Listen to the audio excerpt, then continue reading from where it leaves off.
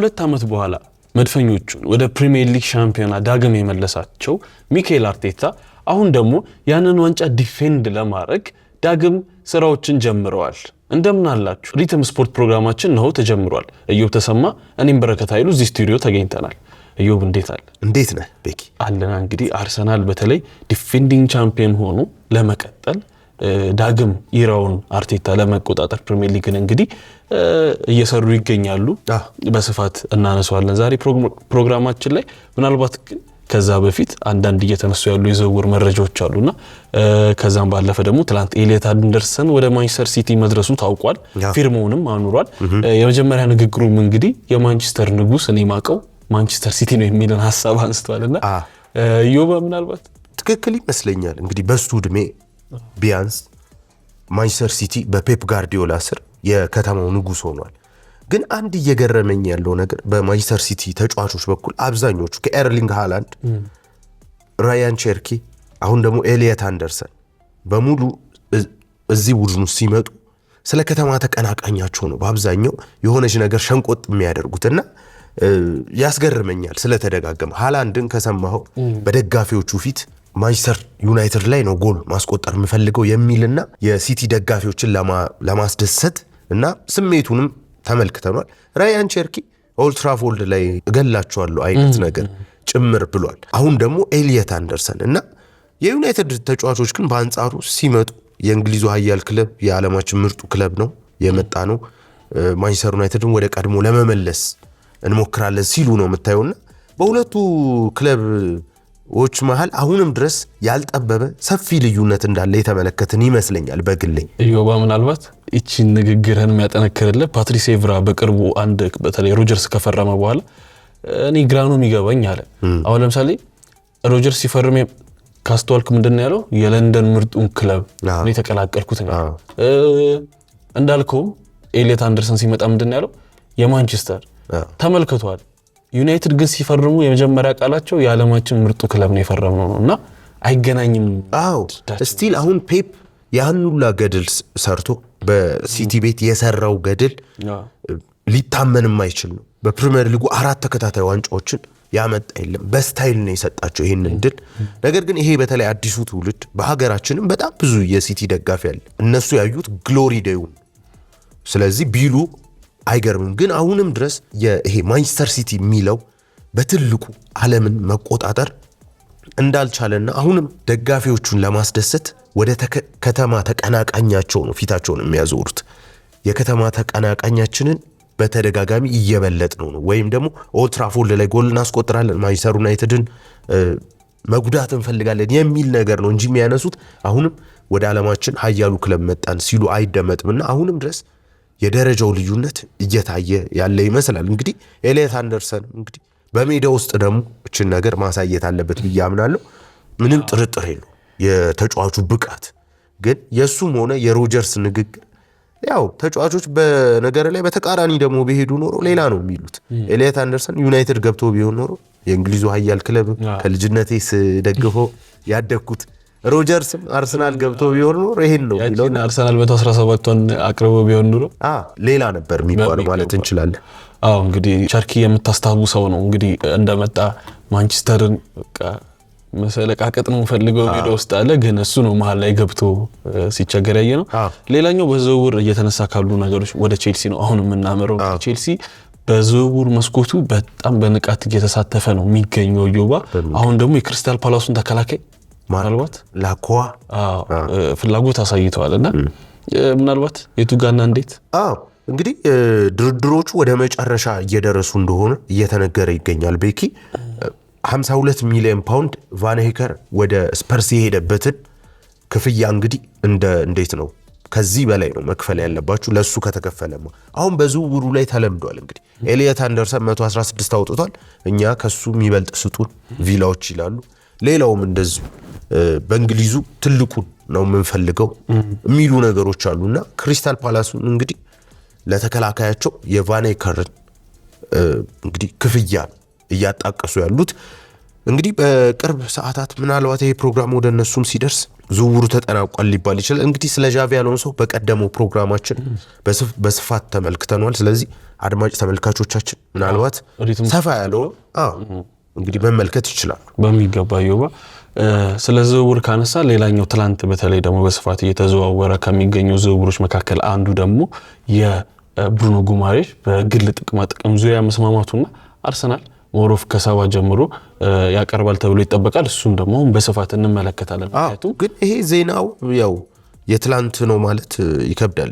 ከወር በፊት አካባቢ ቤን ጄኮብስ በግል ጥቅማ ጥቅም ዙሪያ መስማማታቸውን ተናግረው ነበር። እንዲያው ትላንት ፋብሪዚዮ እንትን ማለቱ ነገሩን ትንሽ ሰፋ አረገው እንጂ የግል ጥቅማ ጥቅም ጉዳይ ችግር አልነበር። ምናልባት በስፋት የምናነሳው የአርሰናል ጉዳይ ስለሆነ ስለዚህ ተጫዋች በደንብ እናነሳ። ሌላኛው ደግሞ ዝውውር እየተነሳ ያለው ክርስቲያን ሮሜሮ ወደ ኢንተር ሚላን እንግዲህ ለማቅናት ንግግር ጀምሯል የሚል ነው። ወደ ዛሬው ፕሮግራማችን እንለፍና እንግዲህ ተመልካቾቻችን ሪትም ስፖርትን እየተከታተላችሁ ትገኛላችሁ። ኢቢሲ በዋናው እንዲሁም ደግሞ ኢቢሲ ስፖርት ላይ ላይክ ኮሜንት በማድረግ ሀሳባችሁን አጋሩ። ሪትም ስፖርት ወደ እናንተ እየደረሰ ነው። ዮባ እንመለስ። 2025-26 ላይ እንግዲህ አርሰናል የፕሪሚየር ሊጉ ሻምፒዮን መሆን ችሏል። ሻምፒዮን ሲሆን ደግሞ የሆነው በሚካኤል አርቴታ ስር ነው። ከ1992 በኋላ ከኬኒ ዳግሊሽ በኋላ እንግዲህ በክለቡ ተጫውቶ ከዛም ደግሞ አሰልጥኖ በዛው ክለብ ዋንጫ ማንሳት የቻለ የመጀመሪያውና ብቸኛው አሰልጣኝ ሆኗል ሚካኤል አርቴታ። እንዲሁም ደግሞ 2026 እና 27 ዓመት ሲጀምር በሊጉ ብቸኛው ፕሪሚየር ሊግን ያነሳ አሰልጣኝ ሆኖ ነው የሚጀምረውና አርቴታ እንግዲህ ይህን ነገር ሲያሳካ ቀላል አይደለም። ምክንያቱም ነገሮች የሚጀምሩት ገና ከኤቨርተን ጀምሮ ሲፈርም ነውና የአርሰናል 8-2 ከተሸነፈ በኋላ ቬንገር ወደ ገበያው ወጥቶ እንግዲህ ለማስፈረም ሲጠር ዴቪድ ሙይስ ማይነካበት አምበሉ ነበር አርቴታ። ነገር ግን በጭራሽ በቃ እኔ እዚህ ክለብ መፈረም ፈልጋለሁ ብሎ ሳላሪውን ቀንሶ ያመጣው ወደ አርሰናል ማለት ነው። ያኔ ሲመጣና በሰዓቱ እንደውም ዴቪድ ሙይስ ለምን ለቀቀው ተብሎ ሲጠየቅ እኔ በምንም ላሳምነው እችላለሁ፣ ነገር ግን አንደኛ ፍላጎቱ ነው፣ ሁለተኛ ደግሞ ቻምፒየንስ ሊግ ጌም ኦፈር ላደርግለት አልችልም ነበር ያለው በሰዓቱና አርቴታ እንግዲህ ወደ አርሰናል ተቀላቀለ። አርቴታን በኤቨርተንም ሆነ በአርሰናል ምን አይነት ሚድፊልደር ነበር ይወራ? እንግዲህ በትዝታችን ላይ ሚካኤል አርቴታን ለዣቢ አሎንሶ እንዳነሳ ነው አይነት ይሄ አውትስታንዲንግ የምትለው አይነት የመሃል ሜዳ ተጫዋች ነበር ማለት አይቻልም፣ ግን ኢንተለጀንት ነው ማለት ትችላለህ። በሜዳ ውስጥ በጣም ጥሩ የሚባል አይነት ተጫዋች ነው። በኤቨርተን ብዙ ጊዜያችን ያየን፣ እንዲሁም ወደ አርሰናል ከመጣ በኋላ ብዙም ይሄ ከሜዳ ላይ ብቃቱ ባለፈ የተመለከትነው የቡድን ተጫዋች መሆኑን ይመስለኛል። ምናልባት ሪስፖንሲቢሊቲዎችን ይወስዳል ይላል ቬንገር። እንደውም ሞሮፍ አሰልጣኝነትን የምታየው በተጫዋቹ ቲዋልኩትም ብሎ ነበር። ይሄ ሊደርሺፕነቱ እና ዊልሸርም ያንግ ታለንቶችን ሃንድል የሚያደርግበት ወይ ሞሮፍ ሪስፖንሲብል አለው ይላል። በጣም አሪፍ። ይሄንን ነው እኔም እንድናነሳው የፈለኩት። ምክንያቱም ወደ አሰልጣኝነት ሲመጣ በትክክል የተመለከትነው ያኛውን ሚካኤል አርቴታ ነው። ምክንያቱም ይሄ በተጫዋችነቱ ቻምፒየንስ ሊግን ያግበሰበሰ ወይም ደግሞ በተጫዋችነቱ ይሄ በዋንጫዎች ወይም ደግሞ በአርሰናልም ቢሆን ለረጅም ዓመታት የተጫወተ ተጫዋች አይደለም። ምንም እንኳን በላማሲያ ቢያድግም፣ ምንም እንኳን ከነ ዣቢ አሎንሶ ከነ ኢራዮላ ጋር በዩዝነቱ ቢጫወት አብረው ቢያድጉም መንገዳቸው ግን ለየቅል ነበር። የነ ዣቢ አሎንሶ የነ ኢራዮላ ሶስቱ የሚሄዱበት በሌላ መንገድ ነበርና በአብዛኛው ሚካኤል አርቴታ ከፔፕ ጋር በነበረው ይሄ እንዲያውም አንዳንድ በቀደመው ጊዜ ስንሰማቸው የነበሩ ነገሮች አሉ። ፔፕ ሚካኤል አርቴታ በተጫዋችነቱ ራሱ እያለ ደውሎ የሚያወራው አይነት ስለ ታክቲክ የሚያማክረው አይነት ሰው ነበር። በሚገባ 2012 ላይ ልክ ነው።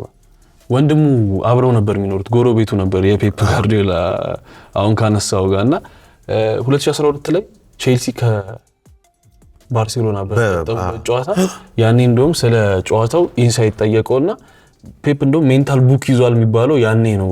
አርቴታ ብሬክዳውን ሲያደርግለት 2012 የባርሳን በጣም ሜንታል ቡክ ይዟል የሚባለው ምክትል ለማድረግ በሚገባ እና ሚካኤል አርቴታ ይሄ ተሰጥኦ ገና በተጫዋችነቱ የሚታወቅ አንዳንድ ተጫዋቾች ገና ስታያቸው አሰልጣኝ እንደሚሆኑ ያስታውቃል። በተጫዋችነት ዘመናቸው በተለይ ተጫውተው ያለፉትን በሜዳ ውስጥ የሚያሳዩት ይሄ የሚካኤል አርቴታ ደግሞ ከታክቲሻንነት ባለፈ ቡድንን የሚመራበትን መንገድ በተለይ ኦል ኦር ነቲንግ ግን ያላየው የአርሰናል ደጋፊ ይኖራል ብዬ አላስብም። ያለፉት የሰቀቀኝ ልትለው ትችላለህ፣ በጣም ከባድ እኔ ራሱ ሳየው ትንሽ የሚያሳቅቁ አይነት በተለይ ታስታውስ ከሆነ በ2022-23 ይመስለኛል አይደል ሲዝኑን እንደጀመሩ በአዲስ አዳጉ ብሬንትፎርድ እሱን ጨዋታ በደንብ ነው ማስታወስ።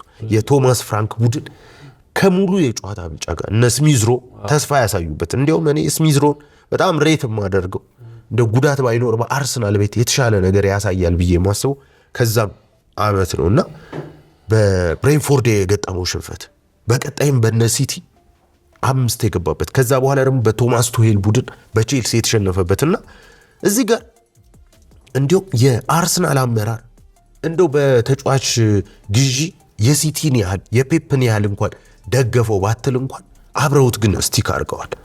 እውነት ለመናገር የዛን ሳምንታት ያሳለፈውን ነገር ተመልክተናል አይደል? በጣም ከባድ ነበር። ጆሽ ክሮንኬ ይመስለኛል በጣም በነገራችን ላይ ለእኔ ከአርሰናል ስኬት ጀርባ ያለ ሰው ነው ብዬ ነው ማስቡ። እየወረደ አብሯቸው የሚሆንበት መንገድ ለአርቴታ ያላቸው ትረስት፣ እውነት ለመናገር ትረስት ፕሮሰስን በአርሰናል በሚገባ የተመለከትን ይመስለኛል። ይሄ ሁላ ሽንፈት 5 ጎል በሲቲ ቅመ በአዲስ አዳጊ ቡድን ተሸንፈ ከዛ በቼልሲ ተሸንፈ 20ኛ ነበር የግብዳ ውስጥ ነበር እና አንተ ራሱ ስታየው የሆነ የሚያሳቅቅ አይነት ሆኖ ነበር ያገኘሁት። ከዛ በኋላ ወደ ድል እንዲመለሱ መሆን ችሏል እና ሚኬል አርቴታ ላይ ያሳዩት ትረስት በአመታት መካከል የተመለከትን ይመስለኛል። አሁን የሚኬል አርቴታም ቡድን ወደ ኋላ ተመልሰን ብንገመግመው ቤኪ ይሄ እንዴት ነው ብዙ ስብራቶች ያጋጠሙ፣ ያ ደግሞ እንዴት ነው በወጀብ ውስጥ በማዕበል ውስጥ እንዴት ነው ቆሞ ጸንቶ በስተመጨረሻ ለትልቅ ክብር የበቃ ራሱን ቀጥቅጦ የሰራ አሰልጣኝ ይመስለኛል ሚኬል አርቴታ። ምክንያቱም በሽንፈቶች ነው የተማረው፣ በውድቀቶች ነው የተማረው ሚኬል አርቴታ። በአንድ ነጥብ ነው የተማረው። በግብ ክፍያዎች በጣም ማርጂኑ በጣም ጠባብ ነበር። አሁን የሚኬል አርቴታ ዋንጫ አልበላም ወይም እሰማለሁ ብዙ ጊዜ በጣም ሚኬል አርቴታን እንዴት ነው በአርሰናል ዋንጫ በፍጹም አያሳካም የሚሉ ኦፒኒየኑን እንደ ኦፒኒየን እንቀበለውና መሬት ላይ ግን ያንን የሚያስብል ነገር አልነበርም። ላስት ይር በኔ ግምገማ ብዙዎች ጋር እንደውም የሚኬል አርቴታ ቡድን ዋንጫ ለማንሳት የሚቀረው የቻንስ ጉዳይና የተወሰነች ሩጫ ናት እንጂ ይሄ ከልምድ ጋር ከአይምሮ ጋር ወይም ደግሞ ከትልቅ ጋፕ ጋር ከሚኬል አርቴታ አጫወት ጋር የሚቀርብ እንዴት ነው እሱ አንሶ ነው ብዬ ለማመን ይቸግራል። ምክንያቱም በ38 ጨዋታዎች አንዱ ጨዋታ ብቻ እየወሰነ በ38 ጨዋታ ውስጥ አንድ ፔናልቲ መሳት የቡካዮ ሳካ ፔናልቲ መሳት ከዌስትሃም ጋር በፍጹም ልጥለው ማትችለው የሳውዛምፕተን ጨዋታ በፍጹም ልጥለው ማትችለው ጨዋታ የአስቶን ቪላው ደግሞ የቆረጠበት የሰን ያችን ኳስ መሳት ገብቷል። በነገር ላይ በዚህም ዓመት እኮ ሊደገም ነበር ይሄ ነገር። ግን አርሰናሎች ሬዚሊየንስ መሆናቸው እንዲያውም አንዳንዶች ታቱ ተነቅሰውታል አይደል? የዛን የቫር ድምፅ አብረን ነበር የተመለከትነው አፍተር ሪቪውን አይደል? ስለዚህ አርሰናል ሚኬል አርቴታ በእነዚህ ሁላ ችግር ውስጥ ተቀጥቅጦ የተሰራ ሰው አሁን ግን ቀምሶታል። እቺ የዋንጫን ቴስት የሚያውቃት አሰልጣኝ ሆኗል ቤኪ። ስለዚህ ከዚህ በኋላ ምን እንደሆነ ያውቁታል፣ ተጫዋቾቹ ያውቁታል። አንደኛው ፍርሃቴ የነበረው ቡድን እንደምታውቀው ሩቲን አለ። ይሄዳል ያድጋል፣ ከዛ በኋላ ሽግግር ውስጥ ይገባል። ይሄዳል ያድጋል፣ ሽግግር ውስጥ ይገባል። ፔፕን ፈርጊን መጠየቅ ትችላለህ። ስለዚህ ፈርጊ በአመታት መካከል እነ ሮይኪንን እነ ዴቪድ ቤካምን ጭምር እያባረሩ እነ ክርስቲያኖን አሳልፈው እየሰጡ በተደጋጋሚ ቡድናቸውን መገንባት ችለዋል። ፔፕ ጋርዲዮላም በተመሳሳይ እንደዚሁ 2-3 ቡድን ነው የገነባው። ስለዚህ አርሰናል ላይ የነበረኝ ስጋት ይሄ ቡድን የሳሊባ የራይስ እነ ራይስ እንኳን 4ኛ ዓመታቸውን ይዘዋል በቡድን ውስጥ ከመጡ እነ ቡካዮ በዛው ያደጉ እምነት ማጣትን እንዳይጀምሩ ነበር ትልቁ ስጋት። ምክንያቱም የቡድኑ ዑደቱ አድጎ ያለ ዋንጫ ወደ ታች የሚወርድ ከሆነ ሌላ ሽግግር ውስጥ የሚገቡ ከሆነ ሚኬል አርቴታ ምን ያህል ሊታመን ይችላል? እውነት ለመናገር ላስቲር ዋንጫ ባያነሳ ኖሮ እኔ ዘንድሮ መቀጠሉን አላውቅም እውነት ለመናገር። በኋላ ግን መጨረሻ ላይ በተለይ ከፉልሃም ጨዋታ በኋላ የተመለከትነው እንዲሁም አንድ ላይ በሬዲዮ ማስተላልፈነው ነበር የምታስታውስ ከሆነ አይደለ የፉልሃሙን ጨዋታ። ከዛም በኋላ ደግሞ የተከታታይ የነበሩትን ጨዋታዎች አብረን ነበር የተመለከትነው። እየተወያየን አብረን እና የኒውካስሉ ጨዋታ እንዴት በውጥረት ውስጥ እንዳለፉ መመልከት እንችላለን። እና ከዛ ደግሞ በፒኤስጂው ጨዋታ በጥቃቅን ስህተት በነገር ላይ በደንብ አድርገው ዲፌንድ አድርገው ነበር። ነገር ግን ከወገብ በላይ ያለው ቡድን ይሄ እንዴት ነው ፓራላይዝድ አድርጓል ማለት ይቻላል። በፒኤስጂ ጥራት ደረጃ ሚት ማድረግ አልቻለም። በዛ በአውሮፓ እግር ኳስ ሌቭል እነ ማርቲኔሊ ትራውሳርድ በጣም ጥሩ ነው፣ ግን ኢቭን የኦዴጋርድ አቋም መውረድ ኢቭን ኢዜስ ቢሆን ቡካዮ ከጉዳት ጋር እየታገለ ቪክተር ዮኬሬሽ አልለመደም ቡድኑን በደንብ ከካይና ከኦዴጋርድ ጋር ጥሩ የፕሬሲንግ ቡድን ነው። ስለዚህ አሁን የሚመጣው ደግሞ ለዘንድሮ እነዚህን ነገሮች አሻሽለ ወደ አዲሱ ሲዝን መምጣት ይመስለኛል። እዚህ ጋር አደረሳቸው። ለዋንጫው አላነሰም ስኳዱ ለአውሮፓ መድረክ። በድጋሚ ደግሞ ሲቲ በምን ያህል አግሬሲቭነት ዝውውር ላይ እየገባ እንዳለ እናውቃለን። ቼልሲ፣ ማንቸስተር ዩናይትድ። ስለዚህ አሁን ይህንን የአምናውን ክብር ለማስጠበቅ እስካሁን እንግዲህ አላየንም። እውነት ለመናገር ክርስቶስ ዞሊስ የሚባል ምናልባት ለቤንችነት ወይም ለስኳድ ፕሌየርነት ነው እንጂ በነ ባርኮላ ሌቭል የሚጠበቀው በነ ሞርጋን ሮጀርስ ሌቭል ነው የሚጠበቀውና ምናልባት ከዚህ በኋላ ደግሞ የሚመጣው የአዲሱ ዘመን የቡድን ግንባታ ይመስለኛል። እንግዲህ ምናልባት አሁን በዝውውሩ እንዳልከው ከብሩኖ ሞርጋን ሮጀርስን አጥተዋል። ከዛውን ደግሞ ምናልባት አጥቂድ መስመር ላይም ጁሊያን አልቬርስ እና ክሩፕ ይባላልና የነ ዊሊያም ሳሊባ መጎዳት የራይስ እንዲሁም ሳካ አቅማቸው ላይ ለመገኘታቸው ይሄ ወዴት ይወስደዋል ቡድኑን የሚለው ጥያቄ ያነሳሉና ብዙዎች ስለዚህ ደግሞ አሁን ስለ አዲሱ የቡድን ግንባታ እንዴት አርቴታ ቀጣይ ዓመትን ፕሪሚየር ሊጉን ያሳካዋል እንዴት አድርጎ የሚለው ጥያቄ ይነሳል።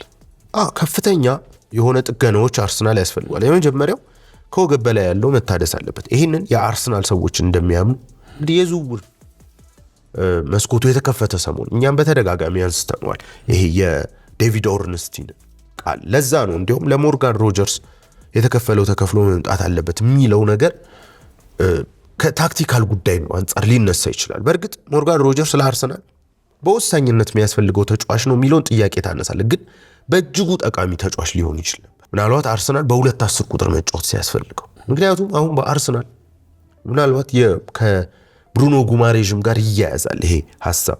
አርሰናል በአብዛኛው እየተቸገረ ያለው በምን አይነት ጨዋታዎች በአብዛኛው በሎ ብሎክ የሚገጥማቸው ቡድኖች። ለዛም ነው አይደል ሴት ፒሶችንም የተለያዩ ጎል ማግኛዎችን የሚኬል አርቴታ ቡድን ሲፈልግ እየተመለከተ ነው ያለ ነው ቤኪ። ስለዚህ በ2-10 ቁጥር የመጫወትን ሀሳብ በግሌ የራይስና የቶማስ ፓርቴ ጥምረት ጊዜ እንኳን ይሄ ቡድን ሞሮፍ በ2-10 ቁጥር መጫወት መጀመር አለበት። እንደ ዴቪድ ሲልቫ እና ኬቨን ደብሮይነ ከፈርናንዲኒዮ ከሮድሪ ጋር እንደተጣመሩት አይነት የ4-1-4-1 አሰላለፍ። ምክንያቱም በሎ ብሎክ ተቸምችሞ ባስ አቁሞ በሁለት ባስ ሲከላከሉ እያንዳንዱ ፖኬቶችን ስፔሱ ማስከፈት አለበት። ስለዚህ አሁን እንግዲህ በተለይ የብሩኖ ጉማሬሽ ከፈረመ ራይስንም እያሳረፈው በአንድ 6 ቁጥር በሁለት አታኪ ሚድፊልደር ለመጫወት ሞርጋን ሮጀርስ አስፈላጊው ተጫዋች ነበር ብዬ አስባለሁ። ለምሳሌ ኢዜና ሞርጋን ሮጀርስን በ10 ቁጥር አድርገ በአንድ 6 ቁጥር መጫወት፣ ለምሳሌ እነ ኤቨርተንን ስትገጥም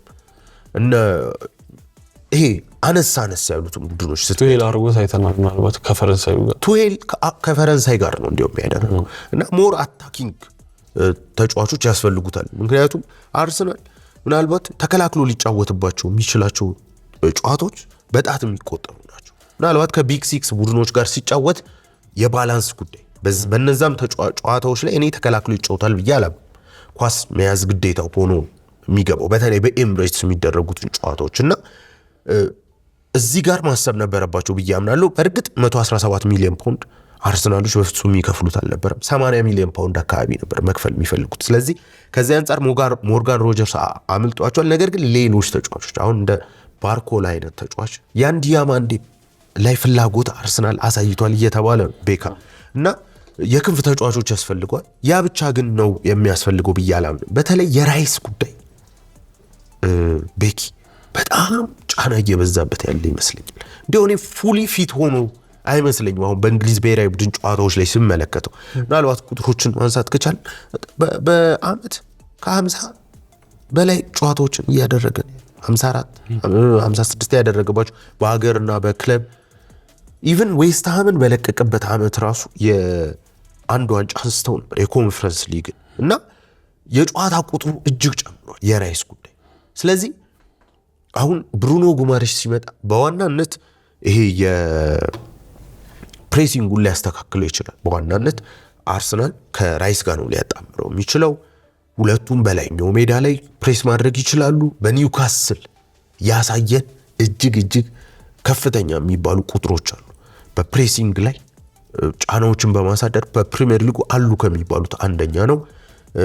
በማጥቃት እንቅስቃሴው በጣም የሚገርም ነው። ብራዚል ላይ እንደምታውቀው በብራዚል ብሔራዊ ቡድን የማርቲኔሊ ጎል አንስተን ነበር ከዚህ በፊት ምን ያህል ሰከንዶችን አዘግይቶ ያቺ ኳስ እንድትቆጠር ለማርቲኔሊ ስፔስ የፈጠረበትን ቦታ ተመልክተናል። እና እንደዚህ አይነት አታኪንግ ሚድፊልደር መሆን ይችላል ይሄ ተጫዋች፣ 6 ቁጥር መሆን ይችላል። ስለዚህ ኦል አራውንድ ሚድፊልደር። በነገር ላይ ቤኪ አሁን ላይ ይሄ ሞር ከሮድሪ ውጪ በአብዛኛው ይሄ ሞር 6 አይነት ወይም ዲፕ ላይን ፕሌይሜከርነት ብቻ ሳይሆን ሁለቱም ተጫዋቾች በደብል ፒቨት ኦል አራውንድ ሚድፊልደር ሆኖ ሁለቱም ወደ ላይኛው ሜዳ መሄድ ወደ ኋላ መመለስ የሚያደርጉበትን መንገድ እየተመለከትን ነው። ስለዚህ የራይስ እና የብሩኖ ጉማሬሽ ጥምረት በጣም የተሳካ ይሆናል ብዬ እገምታለሁ። ኮምፕሊመንት መደራረግ ይችላሉ። ነገር ግን እንዳልኩ ደግሞ የራይስ ብዙ ጨዋታዎችን መጫወት ከጉዳት ጋር መታገል ደግሞ አንዳንድ ችግሮችን እየፈጠረ ስለሆነ ራይስንም ለማሳረፍ ደግሞ ከብሩኖ ጉማሬሽ ብቃት በላይ የሚተካዋለ ለማለት እቸገራለሁ። ካገኙት በጣም ድንቅ ተጫዋች ነው የሚሆነው። እንግዲህ ከሳምንታት በፊት የቶናሊና የዚህ ተጫዋች ጉዳይ ሲነሳ ነበር በሰፊው። በተለይ ቶናሊን ከሸጡ ብሩኖ ጉማሬሽን አይሸጡም የሚሉ ነገሮችን በግሌ ሳነሳ ነበር። ነገር ግን እዚህ ጋር ማስተዋል ያለብን አንድ ነገር ቶናሊን በ100 ሚሊዮን ፓውንድ ከሸጥክ ይህን ተጫዋች ደግሞ ወይ አለመሸጥ ነው የምትፈልገው ወይም ደግሞ ከሸጥክም ዋጋውን ታጋንነዋል። ለ29 ዓመት ተጫዋች ከሚከፈለው በላይ ትጠይቃለህ። እና አሁን ኒውካስሎች እንግዲህ እንደዛ ነው እያደረጉ ያሉት። በግል ጥቅማ ጥቅም ጉዳይ ችግር ይሆናል ብዬ አላስብም። ምክንያቱም አርሰናል ለዚህ ተጫዋች ተስማምቷልም። ከወርም በፊት እነ ቤን ጄኮብስ እንዳሉ ትላንትም እነ ፋብሪዚዮ እንግዲህ እንደ አዲስ እንደዘገቡት የግል ጥቅማ ጥቅም ጉዳይ ችግር እየሆነ አይደለም። ግን በቡድን ውስጥ ግን በወሳኝነት ኢነርጂን ይጨምራል። እንዳልኩ ራይስንም ደግሞ በወሳኝነት ማሳረፍ ይችላል ይሄ ተጫዋች ከተገኘ ተብሎ ይገመታል። እስከ 70 ሚሊዮን ፓውንድ ለእኔ ብዙ አይደለም። ከዛ በላይ መሄድ ግን ለ29 ዓመት ተጫዋች ከባድ ይመስለኛል። ኒውካስሎች እንግዲህ የሚተካቸውን ተጫዋች አስፈርመዋል። ከሞናኮ ባምባን አስፈርመዋል ኒውካስሎች። ይህ ምናልባት ለብሩኖ ጉማሬሽ በሩን ይከፍቷል ተብሎ ይጠበቃል እና በሚቀጥሉት ቀናት ምናልባት የብሩኖ ጉማሬሽ ጉዳይ የሚያልቅ ይመስለኛል። የሳሊባ ጉዳይ ምናልባት መመልከት የምንችል ከሆነ ሳሊባ የጀርባ ጉዳት ምናልባት ሰርጀሪ ያደርጋል ተብሎ ቢጠበቅም አሁን ግን ክለቡና እሱ ተነጋግረው ምንም አይነት ሰርጀሪ እንደማያስፈልገውና ግን ለሰፊ ወራቶች ይሄ በሰፊው ሪሃቢሊቴሽን እንደሚወስድ ተነግሯልና ይሄ ከባድ ነው የሚሆነው። አርሰናል እንግዲህ አይኑን ወደ ኮንሳ አዙሯል። በተለይ ኮንሳ ባስቶን ቪላ እና በእንግሊዝ ብሔራዊ ቡድን እንግዲህ አሪፍ ጊዜን እያሳለፈ የሚገኝ ተጫዋች ነው። ምናልባት እሱን ካለፈ ከዛ ባለፈ ደግሞ በአመቱ መጨረሻ ከሲቲ ጋር የተለያየው አሁን ያለምንም ክለብ ብቻውን የሚገኘው ፍሪ ኤጀንት ሆኖ የሚገኘው ጆን ስቶንስንም እየተመለከቱ ይገኛሉና ምናልባት አርሰናል ብዙ አማራጮች አሉት ለመጫወት እንደነ ሙስኬራ ያሉ እዛ ቦታ ላይ እነ ካላፊዮሪ በጣሊያን ብሔራዊ ቡድን የምናውቃቸው ናቸው። በመሃሉ ቲምበር ራሱ ሴንተር ባክ ነው። ነገር ግን አርቴታ ይህን ሲያደርግ ያው ሙሉ በሙሉ እይታ ፕሪሚየር ሊጉን የምትጀምርባቸው አይነት ተጫዋቾች አይደሉም እና አርሰናል ምናልባት በዛ ቦታ ላይ ኮንሳ ቢመጣ የሚል ሀሳብና እንዲሁም ካስቶን ቪላ ጋር ግን በዋጋ ጉዳይ ምናልባት ይገባ አሁን አይደለም ከዛሬ 2 ዓመት በፊት ጀምሮ አይግባቡም ነው የሚባለው። ዋትኪንስን በተለይ አርሰናል አጽንኦት ሰጥቶ ጃንዋሪ ላይ ፈልጎት ነበርና ኤቭሪ ታይም አርሰናሎች ወደ አስቶን ቪላ በር ባንኳኩ ቁጥር ማይሳካ ነውና አሁንም ከሞርጋን ሮጀርስ ቀጥሎም ሌላኛው ዝውውር ይበላሻል ተብሎ የሚጠበቀው እንግዲህ የኮንሳ ዝውውር በሚገባ ለኔ ጁሊያን ቲምበር ሴንተር ባክ ነው ብዬ ነው ማስበው። በተለይ ከዚህ ከኤሲኤል ጉዳት ጋር በተያያዘ እንደው እምነትህ የምጥልበት አይሁን እንጂ እንዲያውም ልክ የመጣ ሰሞን ለኔ ጋብርኤል ቤንች ይሆናል ብዬ ነበር ማስበው። የሳሊባና የጁሊያን ቲምበርን ጥምረት ነበር ለማየት የምጓጓው። ምክንያቱም ጁሊያን ቲምበር በአያክስ በደንብ በሚገባ ተመልክቷል። በጥቂት ጊዜዎች ውስጥ ነው በቀኝ ፉልባክ የተጫወተው። ነገር ግን ይሄ ፕሬስ ሬዚስታንስ ነው፣ ላይን ብሬከር ፓሶችን ማቀበል ይችላል። ይሄ ዘመናዊ ሴንተር ባኮች የሚገለጡበት አብዛኛው ነገር ያለው ተጫዋች ነው። ስለዚህ ከጋብርኤል ጋር እሱን ማጣመር ይችላል። ምክንያቱም ሳሊባ ሲመለስ ቤንች የምታደርገው አይደል። አሁን ሌላ ሴንተር ባክ ቋሚ ሆኖ የሚጀምር ማስፈረም አለበት። በጣም ጥያቄ ግን በአመታት መካከል ሳሊባና ጋብርኤል በተጎዱ ቁጥር አርሰናል ደግሞ እየተቸገረ ተመልክተናል። ሙስኬራ ይህን ቦታ ተክቶ መጫወት ይችላል ወይ ጥያቄ ነው። ምናልባት በግራ ፉልባክ ላይ እየተመለከትናቸው ያለ ሁለቱም ተጫዋቾች እንደነ ካላፊዮሪ ያሉት እነሱ መጫወት ይችላሉ። ግን የግራ እግር ተጫዋች መሆናቸው ከጋብርኤል ጋር እንዴት ይሄዳል የሚለው ሌላው ጥያቄ ነው። ስለዚህ ወደ ገበያ ሊወጡ ይችላሉ። ምናልባት ስቶንስ ያለ ጉዳት 3-4 ወር የሚያገለግላቸው ከሆነ በጣም የተሻለው አማራጭ እሱ ይመስለኛል። አንደኛ ፍሪ ኤጀንት ነው። የአንድ የ2 ዓመት ኮንትራት ልትሰጠው ትችላለህ። አብረው ሰርተዋል በሲቲ። ከዛ ደግሞ አርቴታ ሊፈልገው የሚችለው በተለይ በዚህ ዓመት አንድ ያመጣው ነገር አለ ሚኬል አርቴታ እንደ ሮቤርቶ ዲዘርቢ ሁሉ ኳሱን ዲፌንስ ላይ መመላለስ እና ራሱ ላይ ይሄ እንዴት ነው የመከላከል ቅርጻቸውን ትተው ፕሬስ እንዲደረግ የመፈለግ ነገርን ተመልክተናል። እና በዚህ ሲስተም ላይ ደግሞ እንደ ጆን ስቶንስ የተረጋጋ ተከላካይ ማግኘት ገበያው ላይ ከባድ ይመስለኛል። በእንግሊዝ ብሔራዊ ቡድንም ላይ ተመልክተነዋል። እና ጆን ስቶንስ አርሰናል ለዚያውም በነፃ የሚያገኝ ከሆነ በጣም የተሻለ ነው ማለት እንችላለን። በዋናነት ግን በሚገባ ቦታውን መተካት ከፈለጉ ደግሞ ምናልባት የነ ጋብርኤልንም ቦታ መፎካከር የሚችል ተጫዋች ደግሞ እናንሳ ከተባለ እንደ ኮንሳ አይነት ተጫዋች ላይ ሊሄዱ ይችላሉ። ምናልባት የቼልሲ ወስዶባቸዋል ማለት እንችላለን። የላኩዋን ዝውውር የሚጨርስ ይመስላል እንጂ እሱም ሌላኛው በጣም ጥሩ የሚባል የፈረንሳይ ብሔራዊ ቡድን ተጫዋች ነው ማለት እንችላለን። ምናልባት ዮባ ሌላኛው ከአርሰናል ጋር ስሙ እየተያያዘ የሚገኘው ክሩፒ ነው። እንግዲህ ክሩፒ የአርሰናል መለያ ለብሶ ሳይጩት ነው ገና ለአርሰናል ግብ ማስቆጠር የቻሉ። ያቺ በርነማውዝ ደጋፊዎቹ የአርሰናል ደጋፊዎች የሚረሱት አይመስለኝም ያቺ ግብና ተጫዋቹ በርነማውዝ 80 ሚሊዮን ይፈልጋል ነው የተባለው እና አርሰናል ዝግጁ አይመስለኝም ለዚህ ምናልባት በዚህኛው የክረምት ዝውውር ካስተዋልኩት ነገር መካከል አንደኛው አርሰናልና ማንቸስተር ዩናይትድ ይሄ ወደ ኦልድ ስኩል በሚባለው በራሳቸው የገበያው ዝውውር መተመን እንጂ ይሄ አብሮ እያቀወሰ ወይ ያበደ ማለት ይችላል ከትራንስፈሩ እብደት ጋር እያበዱ አይደለም በፍጹም። ዩናይትድም ካንዲም ሁለቴ ወደ ኋላ ሲመለስ ተመልክተናል። አርሰናል ራሱ ሞርጋን ሮጀርስን 80 ነው ሬት የሚያደርገውና አንድሬ ቤርታ በሩን እዛ ላይ ሲዘጋ ተመልክተናል።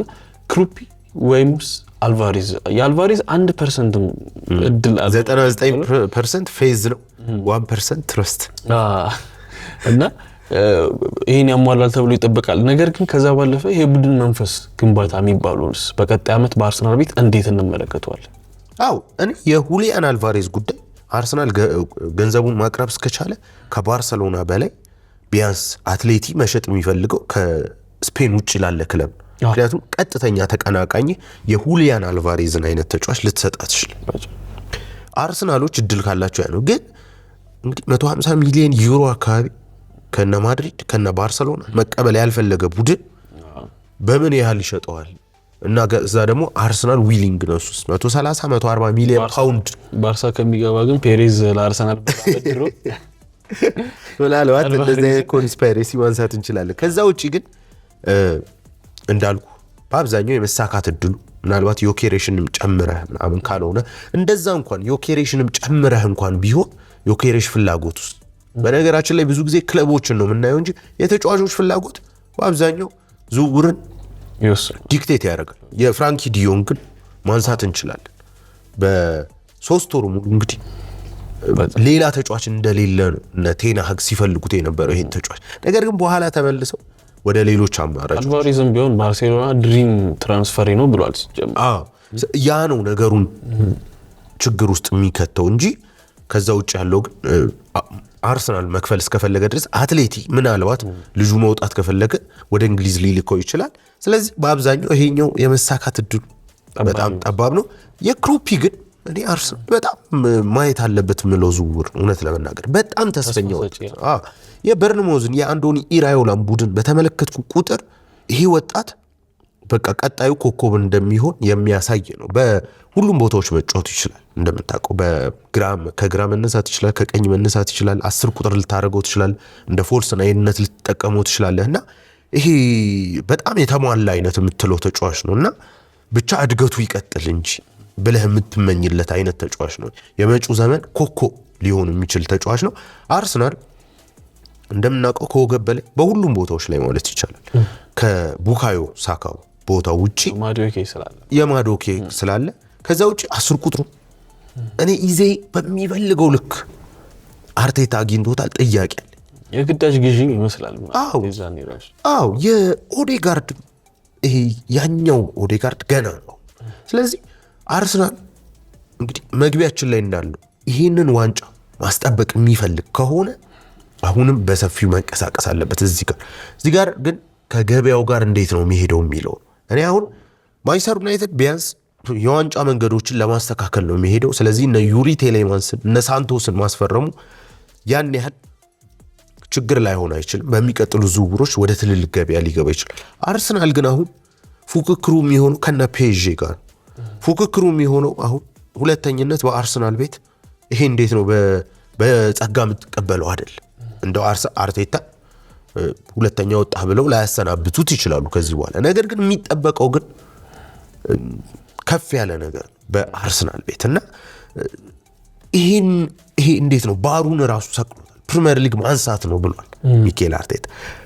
ስለዚህ የሚፈለጉትም ተጫዋቾች ያን ሚት የሚያደርጉ መሆን አለባቸው ብዬ አስባለሁ። የፔዤ የቡድን ግንባታ በጣም እድለኛ ነው ብዬ ነው አስበው ፔዤ ወይም ደግሞ ሌሎች አሰራሮች ካሉ እኛ ማናውቀው አላውቅም። ምክንያቱም ክቫራትስኬሊያን ያመጣበትን ዋጋ ስትመለከት ዴዜሬ ዱዌ እነ ኦስማን ዴምቤሌ የተገኙበት ከዛ ደግሞ እንደነ ቪቲኒያ አይነት ትልቅ ምርት ወስዷል። ምናልባት ለኔማር ካወጡት 22 በጣም በተለይ የጃኦ ኔቬዝ ደግሞ እንዴት ነው እንዳልኩ ይሄ እንዴት ነው ቪትስ ሰተ ፌራሪ መቀበል አይነት በቃ ኡጋርቴን ወደ ማንቸስተር ዩናይትድ ሸኝተህ በ60 ሚሊዮን ዩሮ አድ በሚደረግ ከአዲሽናል ክፍያ ጋር ያመጣውም ደግሞ በተመሳሳይ በ60 ሚሊዮን ዩሮ ፊክስድ ክፍያና በተጨማሪ አዶንሶች እና አጠቃላይ ፔዤ የተገነባበት መንገድ እድለኝነት ይጠይቃል። ነገር ግን እንደዛ አይነት ቡድን ለመድረስ ወይም ደግሞ አውሮፓ ላይ አርሰናል በዘመኑ አሳክቶት አያውቅም የቻምፒየንስ ሊግን ዋንጫ። ስለዚህ ይሄ በጣም ወሳኙ ነገር ነው። በአርሰናል ቤት አርቴታ ማሳካት ያለበት ትልቁ ተልእኮ ብዬ የማስበው የቻምፒየንስ ሊግ ዋንጫ። ከዚህ በኋላ ግማሽ ፍጻሜ ደርሰዋል። ይሄኛው ዓመት ደግሞ አርሰናል በእጅጉ የሚጠበቅበት ውድድር ነው ብዬ አስባለሁ። ስለዚህ እንዴት ነው ቆራጥ ውሳኔዎች ከዚህ በኋላ ምናልባት በሚቀጥሉት 2 ሳምንታት በአርሰናል ቤት ደጋግመን ፕሮግራሞችን ልናዘጋጅ የምንችልበት በር የተከፈተ ይመስለኛል። እንዳልኩ የክሩፒ ዝውውር ሊሆን ይችላል፣ የባርኮላ ዝውውር፣ የዲያማንዴ ዝውውር ሊሆን ይችላል፣ ወይ ደግሞ ማን ገምተው ተለቅ ያለ የአታኪንግ ሚድፊልደር ወይም የክንፍ ተጫዋች በዋናነት የክንፍ ተጫዋች ሁሊያን አልቫሬዝ ሊሆን ይችላል። ከዛ ደግሞ የመሃል ሜዳ ተጫዋቹ የኒውካስሉ ብሩኖ ጉማሬዥንም ሊሆን ይችላል፣ ኮንሳም ሊሆን ይችላል። በርካታ ግን መሞላት ያለባቸው ቦታዎች እንዳሉ እየተመለከትን ይመስለኛል። አዎ በሚገባ ልክ ብላል።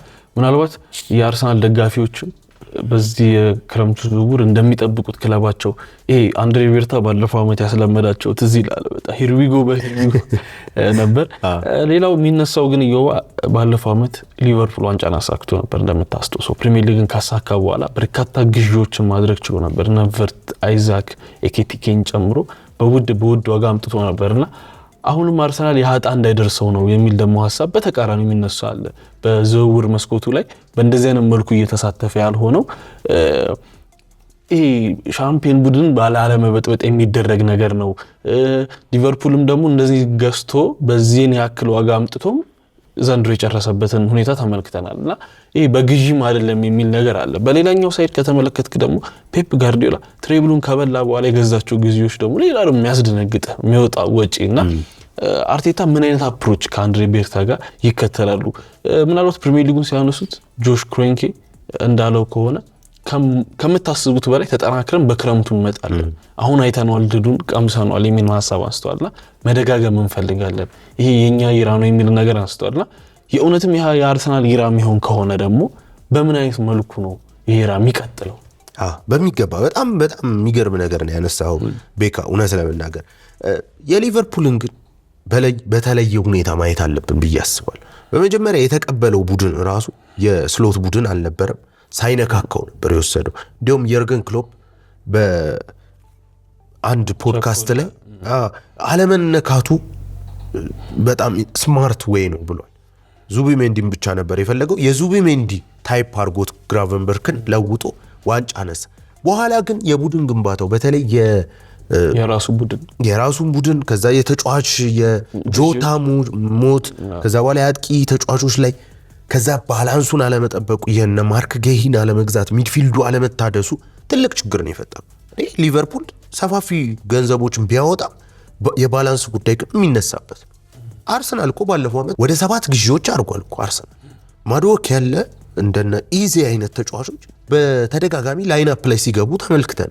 ስለዚህ አርሰናል አሁን የግዢው ጥራትን ያሳድግ እንጂ ይሄ የሚያፈርሰው አይመስለኝም። በዚህ ደግሞ ሚኬል አርቴታ የሚሸወድ አይመስለኝም። ይሄ ያገኘውን አግበስብሶ የሚገዛ አይነት ተጫዋች አለ። በሞርጋን ሮጀርስ ባወጡት ገንዘብ እኮ ተመልክተን ከ80 በላይ አይከፈሉም። እውነት ለመናገር ከ80 በላይ የሚገባው አይደል። ኤሊየት አንደርሰንም አይገባውም፣ ማቲያስ ፈርናንዴዝም አብዛኞቹ እብደት ላይ ነው ያለው ዝውውሩ። በነገራችን ላይ እዚህ ውስጥ አናብድም ማለት ግን ተጫዋች ደግሞ አታስፈርም ማለት አይደል። የሚያስፈልግ ሰዓት ላይ መክፈል አለብን መፎካከር ከፈለግ። ለእኔ በክሎፕ እና በፔፕ መሀል ያለው ትልቁ ልዩነት ያ ይመስለኛል። ፔፕ ሲያስነጥሰው ሙሉ 11 ተጫዋች እውነት ለመናገር ካለፈው ጥር ጀምሮ እስከ ዚኛው ዓመት ጥር ድረስ ወደ 11 ተጫዋች እና ማርሙሽን ስትጨምር። ስለዚህ ሚኬል አርቴታን በዛ ላይ ደረጃ መደገፍ አለበት። አሰልጣኞች የሚወዱት አይነት ህመም አለ። እንትና ማንን ላሰልፍ፣ ቡካዮን ላሰልፍ ወይስ ሞርጋን ሮጀርስን ወይስ ኢዜ አይነት ጭንቀትን ይፈልጋሉ በተለየ መልኩና አርሰናል ከስትራክቸሩ አንጻር ስናየው በሊቨርፑል ደረጃ እንደዚህ አይነት ባላንስ ማጣቶች የሚገጥመው አይመስለኝም። አሁን እንግዲህ በቡድን ውስጥ መረበሽ አይኖርም የሚለው ሀሳብ ይገዛናል። እንግዲህ ኢዮባ ምናልባት በቀጣይም እንዳልከው በርካታ ዝውውሮች ይጠበቃሉ። በአርሰናል በኩልም የሚሆን ከሆነ እኛም ሪትም ስፖርቶች እያነሳን የምንቆይ ነው የሚሆነው። እንግዲህ አርቴታ በቀጣይ ምን ያሳየናል የሚለው በተለይ ተደጋጋሚ ጊዜ ሁለተኛ እየጨረሰ ሰከንድ ኤጌን እየተባለ ራሱ ሲፌዝባቸው ነበር። አሁን ደግሞ ሻምፒዮን ሆኗል። በሻምፒዮንነታቸው ይቀጥላሉ ወይ? አሁንስ ደግሞ ያን ዋንጫ ሻምፒዮን አጌን ሚሊዮን ያዜሙታል አያዜሙትም የሚለውን ደግሞ አብረን ነው የምንመለከተው። ሪትም ስፖርት ፕሮግራማችንን እንግዲህ ላይክ፣ ሰብስክራይብ፣ ኮሜንት ማድረግ አይርሱ። በዋናው ኢቢሲን ጨምሮ በኢቢሲ ስፖርት ላይ ያገኙናል። ተከታታይ ዜናዎች ሲወጡም ደግሞ እየተከታተልን ወደ እናንተ የምናቀርብ ነው የሚሆነው። ዛሬ ደግሞ በአርሰናልና በሻምፒዮኖቹ ያለውን ነገር ተመለከትን። ኢዮብ ተሰማ፣ እኔም በረከት ኃይሉ አብረናችሁ ቆየን። መልካም ጊዜ